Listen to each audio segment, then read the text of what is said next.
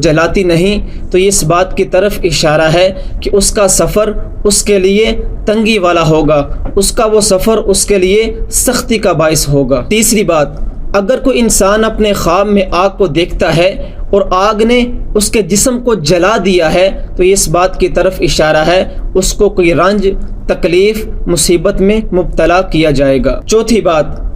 اگر کوئی انسان اپنے خواب میں یہ دیکھتا ہے کہ اس کے گھر میں آگ لگی ہوئی ہے اور آگ نے اس کے گھر کو جلا دیا اور تمام چیزوں کو جلا دیا،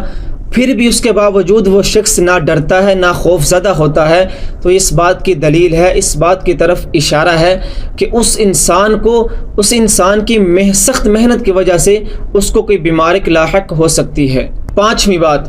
اگر کوئی انسان اپنی خواب میں یہ دیکھے کہ وہ آگ کو پکڑ رہا ہے اور پسندیدگی سے اس کو پکڑ رہا ہے تو اس بات کی دلیل ہے کہ وہ شخص حرام کھائے گا یا